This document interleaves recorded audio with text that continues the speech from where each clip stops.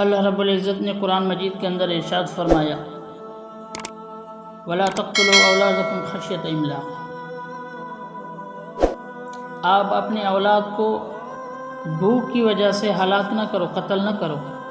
قرآن مجید کے ایک نقطے پر آپ نظر ڈالیں، اللہ رب العزت نے ایک جگہ ارشاد فرمایا مَثَلُ الَّذِينَ يُنْفِقُونَ أَمْوَالَهُمْ فِي سَبِيلِ اللَّهِ كَمَثَلِ حَبَّةٍ أَنبَتَتْ سَبْعَ سَنَابِلَ فِي كُلِّ سُنبُلَةٍ مِّائَةُ حَبَّةٍ، کہ مومن جو اللہ رب العزت کے راستے میں خرچ کرتا ہے اس کی مثال یہ ایسی ہے کہ کسی نے ایک دانہ زمین کے اندر پھینکا ہو، پھر اس ایک دانے میں سے 7 بال اگل آئیں اور 7 بالوں کے اندر 100 دانے ہو، تو ایک دانے سے 700 دانے پیدا ہو گئے۔ اگر کوئی مسلمان سائنسدان اس نقطے پر نظر ڈالے تو اس کو پتہ چل جائے گا کہ اللہ رب العزت کس قدر جو ہے آبادیوں کے اندر بھی اضافہ کر رہے ہیں۔ مثال کے طور آج جو ہمارے پاس زمینیں ہیں آبادی دے رہی ہیں، کچھ سال پہلے یہی زمین جو تھی اس کی اتنی پیداوار نہیں تھی جو اب ہے۔ معلوم ہوا کہ جس قدر انسانیت میں اضافہ ہو رہا ہے اسی قدر اللہ رب العزت زمین کے اندر سے پیداوار کر رہے ہیں۔ بچے کو کس مقصد کے لیے جو ہے جنم دیا جائے؟ جب بچہ آپ کا پیدا ہو تو اس وقت آپ کی یہ نیت ہونی چاہیے کہ یہ بچہ حضور کریم صلی اللہ علیہ وسلم کی امت میں اضافہ کا سبب بنے گا، جیسا کہ آپ صلی اللہ علیہ وسلم نے فرمایا تزوجوا الودود الولود فإنی مکاثر بکم الامم، کہ محبت کرنے والی اور جو زیادہ بچے جننے والی عورت ہو ان سے شادی کریں۔ آپ نظر ڈالیں اس بات پر۔ بہرحال شروع کے اندر جو میں نے آپ کو آیت بتلائی وَلَا تَقْتُلُوا أَوْلَادَكُمْ خَشْيَةَ إِمْلَاقٍ، کہ اپنے اولاد کو بھوک کی وجہ سے ہلاک نہ کرو، قتل نہ کرو۔ نَحْنُ نَرْزُقُكُمْ وَإِيَّاهُمْ، فرما رہے ہیں کہ ہم تمہیں بھی رزق دے رہے ہیں اور ان کو بھی رزق ہم ہی دیں گے۔ جب یہ بات طے ہو گئی ہے وَفِي السَّمَاءِ رِزْقُكُمْ وَمَا تُوعَدُونَ، ہمارا جو رزق ہے وہ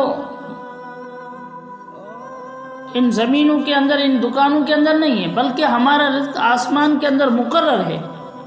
اب ایک بچہ پیدا ہی نہیں ہوا، اللہ رب العزت اس کا پہلے سے رزق مقرر کر دیتے ہیں۔ یہ منصوبہ بندی کے اندر جو ہمارے مسلمان چند روپیوں کے لالچ میں اپنی آخرت کو تباہ کر رہے ہیں، کیا ان کے دل کے اندر یہ احساس پیدا نہیں ہوتا کہ کل قیامت کے دن اللہ رب العزت کے ہاں ہمارا سامنا ہے، اللہ رب العزت ہم سے ہر عمل کا حساب لیں گے؟ تو یہ جو بچوں کو قتل کیا جا رہا ہے،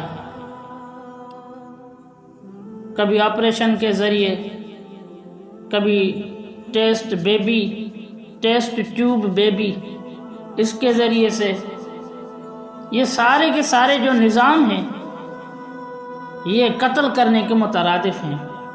آج کل جو ہے عورتوں کے ذہن میں بھی یہ بات بیٹھ گئی ہے کہ 2 بچے ہی اچھے۔ آج کل جو ہے وہ کلوننگ ہو رہی ہے، اس کے اوپر اربوں خربوں روپے صرف ہو رہے ہیں، خرچ ہو رہے ہیں۔ اب ان سے کوئی پوچھے کہ بھائی یہ جو تم عمل کر رہے ہو یہ معاشرے کے اندر ایک تو بری چیز ہے، دوسری بات یہ ہے کہ یہ جو آپ غیر فطری طور پر انسانوں کو پیدا کر رہے ہیں یہ معاشرے کے اوپر بوجھ نہیں بنے گی؟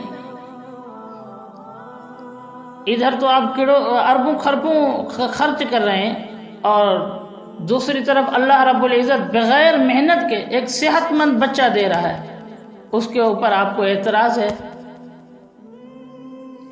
اسلام جو ہے وہ افراد کی کثرت چاہتا ہے، کس لیے؟ اس لیے کہ اللہ کے دین کو غلبہ حاصل ہو، اللہ کے دین کی حفاظت ہو سکے۔ اور اسلام یہ تعلیم دیتا ہے کہ ہماری جو نظر ہے وہ مسبب الاسباب پہ ہونی چاہیے، یعنی اللہ رب العزت کی ذات پر ہونی چاہیے، جبکہ غیر مذہب جو ہیں وہ مادی چیزوں پر نظر ڈالتے ہیں کہ یہاں سے مل رہا ہے، یہاں سے مل رہا ہے، اگر تعداد زیادہ ہو گئی تو ہمارا کیا بنے گا؟